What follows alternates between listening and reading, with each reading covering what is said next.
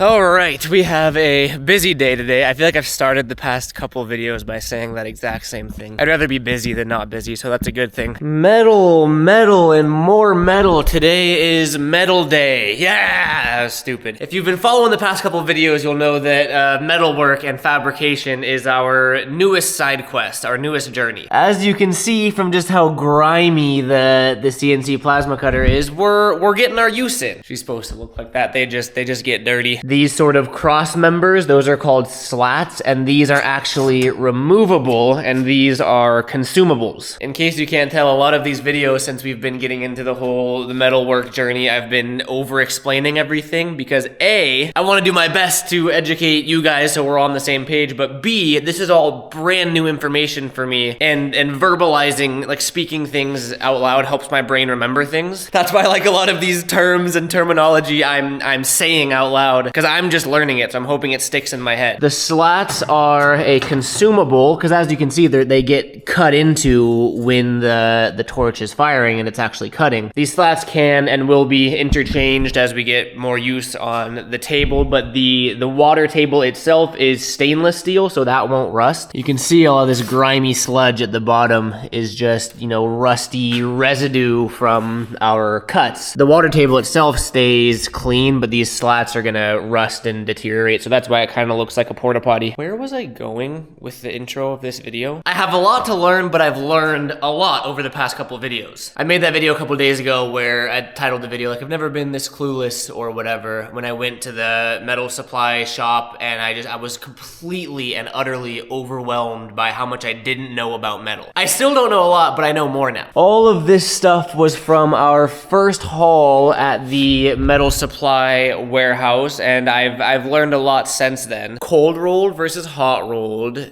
DOM, tubing versus piping, inner diameter, outer diameter. I think those are the important ones. Those were the ones that I was just so clueless about originally. You can see here actually that I tried using our tube bender over there, and while it bent it, it also kinked it, which is where I learned about outer diameter. I learned that our tube bender over here has a maximum and a minimum outer diameter, or not outer diameter, wall thickness, sorry. You can see that this tube, like the actual walls of the tube, how thick it is pretty thin compared to something like this, for example. You can see how much thicker that wall is. We ended up kinking the tubing here because it was too thin for what this tube bender can actually do. Again, learning. I've gone ahead and made this little list of important things I should know, starting as simple as what type of material I want. For plate steel, which is gonna be this stuff that I'm gonna use for signs, for keychains, for whatever. This is thick, this is 12 gauge, but I'm gonna want cold rolled plate steel. Cold rolled versus hot rolled. Cold rolled is a little bit more expensive, but it's cleaner, it's neater. DOM tubing, I don't know what it stands for, I probably should, but DOM tubing is more expensive. It's sort of the equivalent of cold rolled in cold rolled versus hot rolled when it comes to steel plates. A little bit neater, a little bit cleaner, but the price difference in tubing in DOM versus not DOM is a lot greater. Then I just have some important things I don't want to forget, like our tube bender max wall. So the specs for that specific tube bender I can do up to 0.134 inches of wall thickness on the tube. Right now I have a 2-inch die, so I can bend 2-inch tubing on that, which is the same as that rail. It's it's the size skateboard rail I want to make. And then I was starting the list of the actual materials that I'm gonna want. This sheet, for example, is 16 gauge, so you can see it's pretty thin compared to this stuff. And that is the same material that Keen Ramps uses for the bottom of their ramps. It's 16 gauge sheet metal. So that's what I'm gonna want for when we make the A-frame, if we ever start making our own quarter pipes or ramps where it needs a transition from wood to concrete. 16 gauge, I had that written down. The bottom one there, square fingerboard rails, is 3/8 inch, so I'm pretty sure the max this thing can cut is 3/8 inch, which is, that's some thick material. Oh, I don't have any on me right now. This is 3/8 inch square rod. So this is what I make my square fingerboard rails out of, but as you can see, I buy it in a rod form. Let's say I want to make like a bike rack looking rail where it has, up, flat, down, and then it has a bunch of,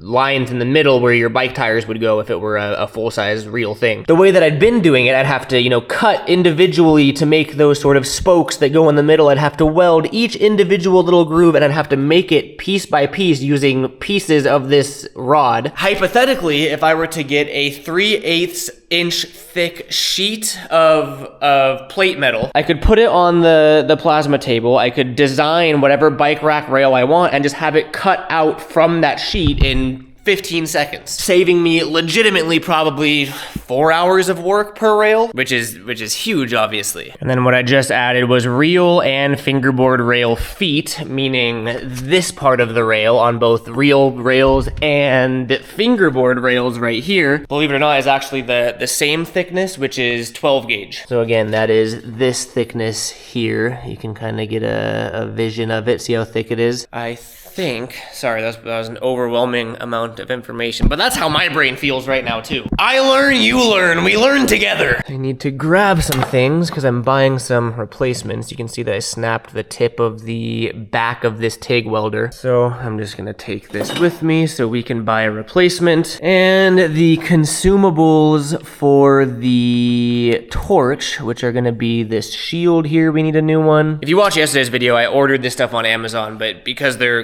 consumables, they're things I'm going to continue to go through. I'm going to need more of them. I don't want to wait till Thursday for them to come in, so I'm going to see if they have them in person as well. We took the tip off of this, and I'm still trying to familiarize myself with all the pieces inside, but look at this. So this outer little dingle-dongle is the shield, I believe, and as you can see, ours got pretty fried from the little malfunction we had. In here, we also have more parts, and this also looks like it got pretty toasted, so I'm gonna need a new one of those. And then in here, I don't even know what this thing is, but that thing looks completely I mean, when the machine malfunctioned, it essentially fried all of our consumables. I mean, not fried them, but I mean, we most certainly need new stuff now, which is why I'm trying to familiarize myself with all of it. So here's the things that we're gonna be looking to replace today. In addition to, I'm actually going to a new place that's much closer than the last metal supply place I went. I think they have, originally I thought it was just a welding supply store, but they said they have metal as well, so we might pick up some metal too. Again, I'm kind of over-explaining everything because I am so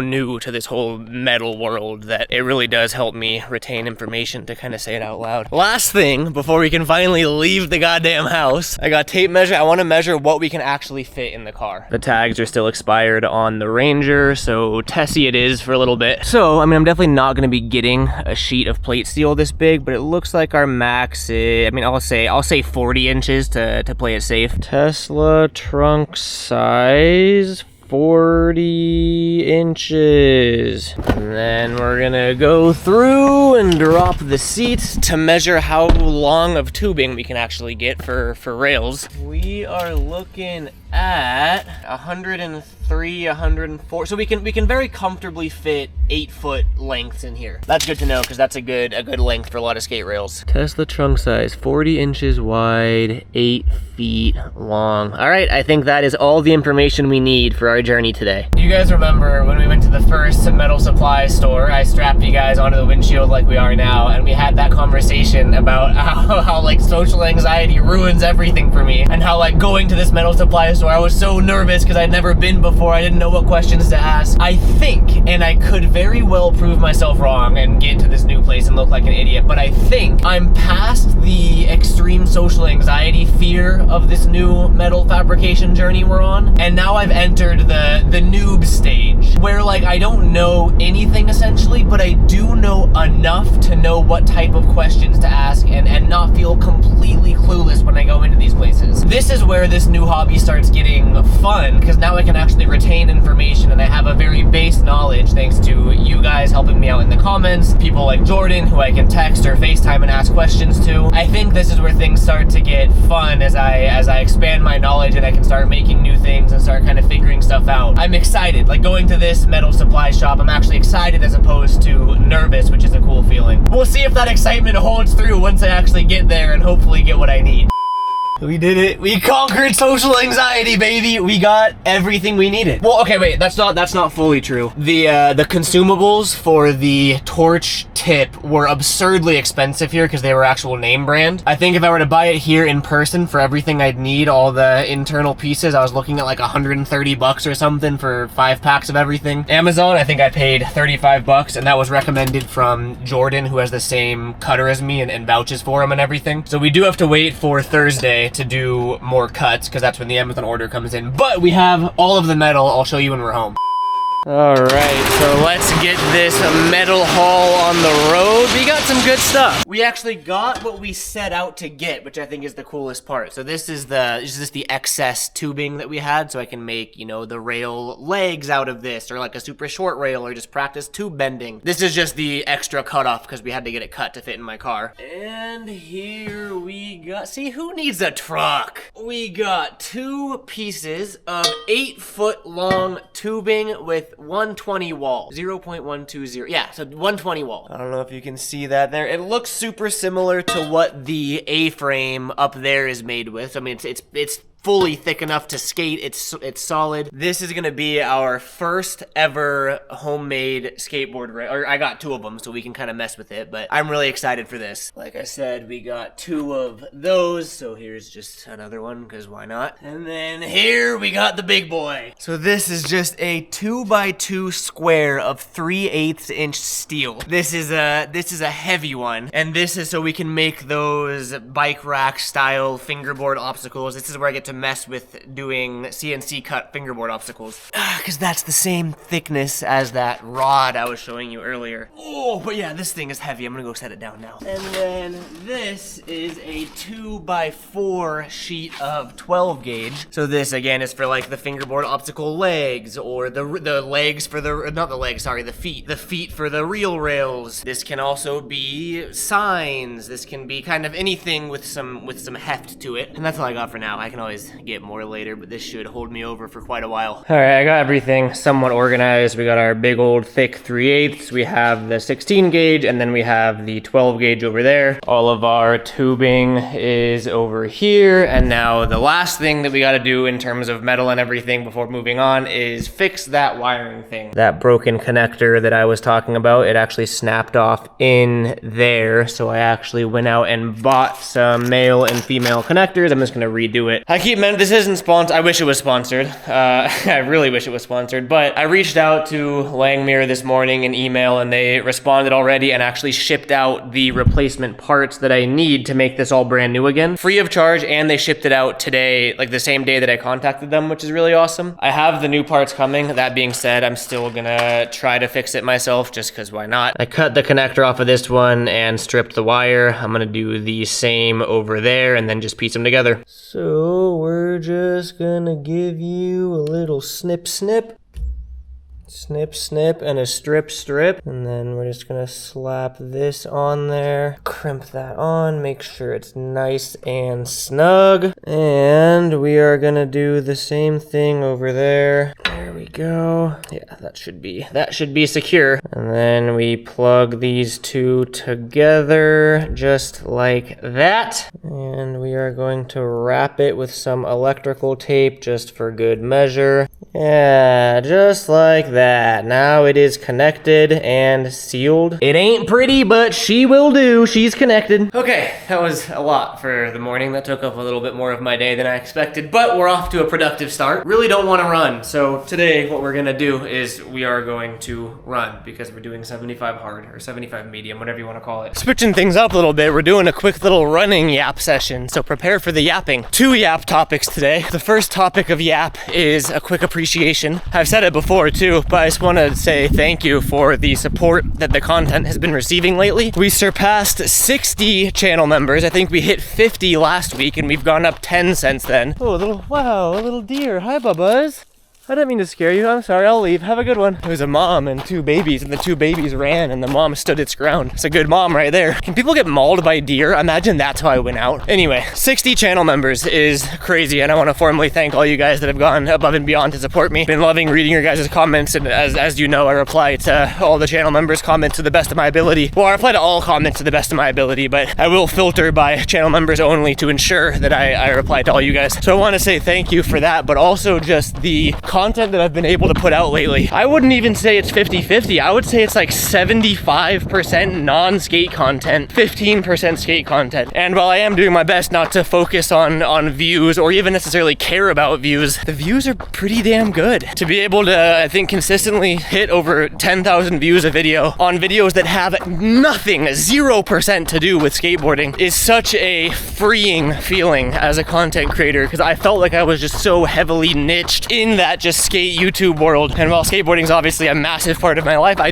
have a life outside of it. And when I took the leap to kind of branch out of just the skateboarding niche and document those other aspects of my life, to see such positive support from you guys on that, like I've seen like tons of comments saying you like the new content more than just the skating stuff, which to me is like so relieving and amazing to hear. So I want to say thank you for that as well. Second topic of yappage is 75 hard. It's been a couple days since I've updated you guys. I think some people thought I quit, which I didn't. Spitters are quitters, baby. I'm not documenting every day of 75 hard. Obviously, a lot of my videos I have been filming my runs and my workouts and whatnot, but not every day. So just because it wasn't documented doesn't mean I'm not doing it. Today is day 12, 13. I started on the 1st of August, so whatever day of August it is how many days in I am. Still going strong. Gallon of water every day, 10 pages of a nonfiction educational book, progress picture every day, and a total of at least 1,000 active calories burned, which comes out to either 2 45-minute workouts or about 1 2-hour workout. My workout of choice has been running, in case you can't tell. Since August 1st, I have ran over 50 miles, which is unbelievable to my own brain. I've read over 150 pages of the book that I'm reading, which isn't that crazy, obviously. I don't usually read, though. I'm actually really enjoying the book, drinking a whole lot of water. I'm actually drinking like a gallon and a half, sometimes 2 gallons, depending on the heat and everything per day, and I'm feeling good. It's not like I'm forcing myself to drink it, like my body wants it. So that's cool. I know some people are doing 75 hard along with me, so I just wanted to keep you guys updated. I'm still doing it. We're still going strong. I'm feeling fantastic mentally and physically. I'm getting winded though, so I think I'm done talking. I know I said I was done talking, but I took a new route, so I've never been here before. We're a couple miles in, and look how fucking cool this is, dude. It's this crazy, like, jungle meadow area that looks so sick. The real life graphics go crazy. Look at that view, though. That's a nice view, though. This should be a great influencers in the wild post from like a third-person view of someone just filming me across the meadow over there. I'm just holding a GoPro while I'm running. Look at that view, though. All right, for real though, this is I'm getting quite a workout. I'll see you guys back at the house, I guess. One more time though. Look at that view though!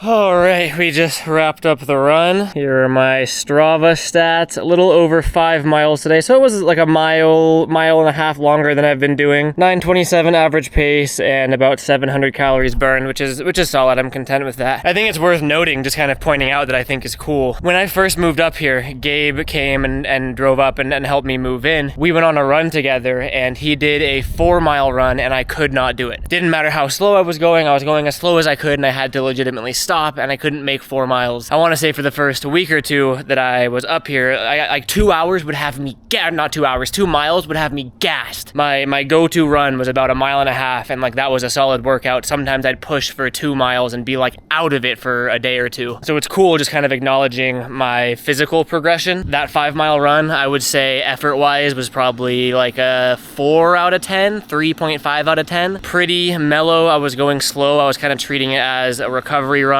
whereas, you know, before, like I said, 2 miles was like a 9 out of 10 or a 10 out of 10 in terms of effort. Cool seeing my physical progression. And then, you know, what is also cool is being able to come into the backyard and go like this. That's pretty cool too.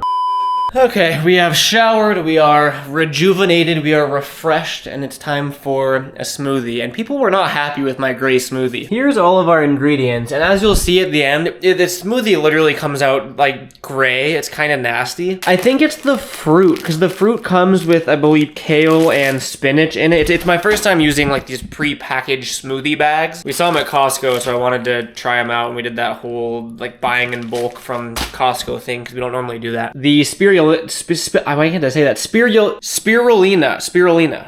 Why couldn't I say that? The spirulina powder is this, like, let me show you. It's like bright green. So usually it doesn't matter what you put in the smoothie, the spirulina will make it a green smoothie. You know what it is? Maybe it's the chia seeds that make it gray. I'm also trying something new. I'm putting goji berries in it also. I guess we'll see if it still comes out gray. And moment of truth, let's see if it comes out gray. It's looking kind of green today, I feel like. And the verdict is, oh, we are much greener today than we usually are. Usually it's like actually the color gray, like newspaper color. Weird, I wonder why. I mean, it still doesn't look super appealing. People were being like, yo, that's disgusting, bro, you're drinking a gray smoothie. It's like, dude, add food coloring if you care. I'm not drinking it for the color, I'm drinking it for what's in it.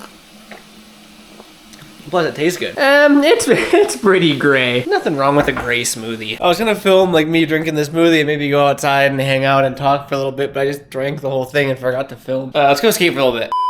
One of my go-tos for warming up is the mini ramp, just because you don't even necessarily have to do tricks. You can just kind of pump back and forth and get your blood flowing. The problem is I always do the same tricks when I'm warming up, so I kind of want to try something different today. Switch, and I'm really not good at skating switch. Like easy trick, like I can do like switch rock. That barely even like counts as a trick though.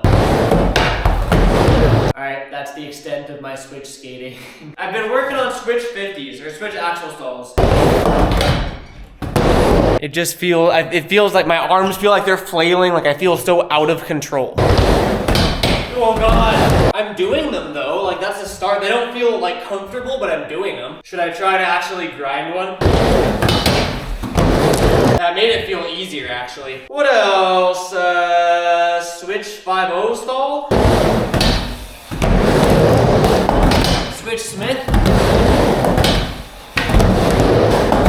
Switch disaster? Oh God! I thought my legs felt fine. They're feeling the 5-mile run. I'll admit it. Let's get that switch front disaster. It's so awkward. Oh God!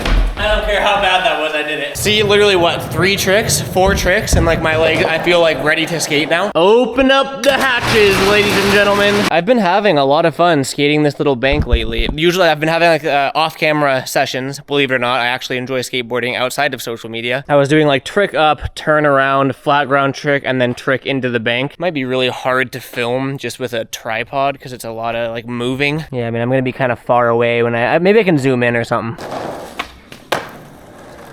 Then what? Then we turn around over here, and then... God! How'd that even happen?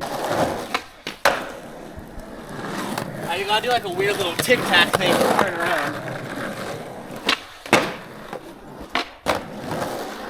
Talk about a leg workout, though. Maybe that's not what we should be doing right now. Maybe we just do single tricks into the bank.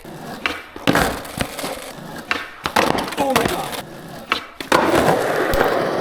That was so sketchy. I started like overthinking the fact that I have to land into a bank and it starts throwing off my what should be relatively basic tricks. I wanted to like tray flip in, backside flip in, nollie frontside flip, but now I can't even do a good kick flip. We'll get there. That one was better. Oh wow. Tray flip's a scary one into the bank for some reason. Alright, just full commitment, no half-assing it. I half-assed it. That wasn't even a half-ass, that was like an 1/8-ass. Alright, just do it, just commit. God, it's a mind game. It's okay, it's a steep bank. It's not nothing, it's steep. God, why am I so scared of this? Alright, I'm gonna say something, it's gonna make my life easier. Sometimes I do this and it actually works for whatever reason, because my brain's just built a little different. Skateboarding's mental. There's obviously physical aspects of it. You need certain muscles to be able to do certain tricks. But for the most part, I mean, I have developed the muscles I need to physically skate. My only barrier is my mental aspect of it. I know how to tray flip. I can do a tray flip. It's just into a bank that makes it scary. A lot of injuries happen from hesitation in skateboarding or action sports, at least. You know, you go to try something, you don't fully commit, something bad happens. There's 3 tricks that I want to do. Tray flip into the bank, backside flip into the bank, and nollie frontside flip into the bank. Maybe a couple more, but those are like the 3 ones I want. The 3 ones I want to get. I am not going to let myself half-ass any of the attempts. I'm gonna fully commit and either, you know, eat shit because I'm fully committing, or just land it. I'm sick of like pussyfooting around. Is that like acceptable to say nowadays? The other day in a video I said, oh, I just gotta grow some balls and do it, and like people were tripping out in the comments. I guess we're not allowed to say that anymore because it's sexist, which is interesting. So my apologies if that offended anyone. That was not my intention. I'm gonna grow some mental strength and do this one right here. All right, no half, can I say half-ass? Everyone has an ass, that's not sexist. I'm just gonna do it. Fully commit, fully commit, fully commit, fully commit. Yes, I did it, oh my God. I'm not gonna lie to you, that was actually terrifying. I really wanted to kick out of that one. We didn't though. Backside flip is also gonna be scary. I haven't even done a backside flip on the 825 yet since I downgraded. Nah, that sounds like an excuse. I'm just gonna do it. Just do it, just do it, just do it, just do it, just do it.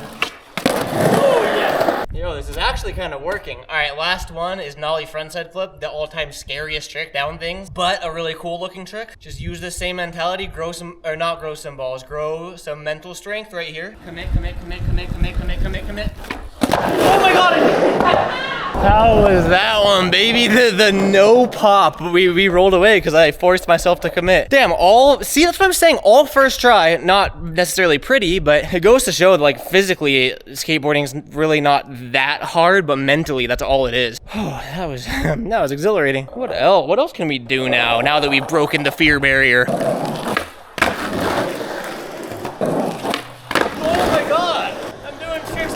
In here before. That was fun. That was sick. Speaking of sick, let's talk rails, because that's what this week is, or whenever the materials come in for the plasma cutter. As soon as those tips come in, as soon as we can start cutting, that's what we're gonna be working on, is creating skateboarding rails. I want to have everything planned out. Material wise, we have this one left over from the quarter pipe that used to be up there. I think it's 6 foot. Yeah. So that could be a 6 foot rail. Also, now that I'm pretty much a metal pro, I can look at that and tell you that's probably a schedule 40 pipe, so there's no bending that. I actually don't know that at all. It does look a lot thicker than what I got, and it probably actually won't fit in the pipe bender or the tube bender. That can be either a 6 foot rail, or we can just chop that up and use that for legs for other rails. We have the 2 8-foot pieces of tubing, and those can be bent, meaning we can do a rainbow rail, meaning we can do like a weird kink at the end. That's the appeal of the tubing, is that we can bend it now that I have that tube bender. We have this, which is let's see, that's a 4 foot extra piece. 4 feet would be pretty small for a rail, so I was thinking that 4 foot piece can be chopped up to have the legs for whatever rails we make. There's this extra piece of super thin tubing the one that I tried to bend, so we could cut that off and use that for whatever. That is 6.5 feet, I believe. And then I want to use all that before I go out and buy more stuff, just so we're not wasting a bunch of money on things that I'm clueless on. So I want to use all that, but because we're limited in that supply, I want to use it smart. I want a rail here. I mentioned it in a couple videos back, having a rail like bolted into the asphalt there, so you have a bank to rail. I think that would be so sick. The only thing is the longest rail that we have is 8 feet, which would really only be like from there to there, or like from there to there, which could be a good thing, because we don't want the whole, or we could. I was gonna say we don't want the whole thing to be a rail, because then we can't use it as a kicker anymore. We can't do tricks into it like we just were. So maybe the 8 foot rail goes all the way to the wall here, comes down 8 feet, ends there. You still have all of that to skate normally, or we can build like a slappy curb there, or kind of whatever. That's option one. The reason I'm kind of vocalizing all this, because I want your guys' input. I want a rail there bolted into the asphalt to act as a bank to rail, but the question is, do we do it with the 8 foot section, or do we wait and get like a 15 foot section once I get a rack for the truck and I can transport that? That's a question to ask. And then, what do we do? You know what? Maybe this 6 foot piece can actually be used for that gap to rail to bank, the bank to rail to bank we were talking about. I didn't even think about that. That really is, or might be at least, the perfect length. Flip that up. Obviously we'd have legs for it, but maybe that's what we do. Go up, boom, grind, go in. Kind of like an A-frame, except it's not actually an A-frame at all, so not like that at all, or even remotely, but you know what I mean. That might be the best use for that rail. So we do 8 foot rail here, we have that rail there. That leaves us, hypothetically, if we're doing that leaves us with one 8 foot tube, as well as that, that scrap tube that's bent on the end. And maybe that second 8 foot tube was when I experiment with the tube bender, and we tried doing like a little swing You know what I mean? Kind of like pretty much exactly what I tried to do with this one, except that one was too thin, so it kinked. Or, I mean, we could do like a crazy, like, I guess I'd call it a half pipe rail. So it has like one little kink on one side, but then another on the other side, so you can skate it and launch off, or skate it, launch off that way. I think just making like unique, weird rails that no one's really making would be like the whole purpose of this, would be really cool. That is pretty much where we're at. You are well familiarized with the material that I have now, and I'm asking you how to put it to use. The majority of the time, you guys are smarter and have better ideas than I do. I think the only thing you have to keep in mind is that I am a very, very, very, very, very, very beginner when it comes to anything like this, so don't make it too hard on me. That being said, I'd like to learn, and the best way to learn is to be hands-on and to try things, so let me know what we should try. Steel's not cheap, so I don't want to waste it. That being said, I'm sure we're gonna mess things up and make mistakes, so I'm prepared for that, but I don't want to set myself up for failure, so give me some safe ideas. All of that being said, let's do a recap here, make sure everything is good.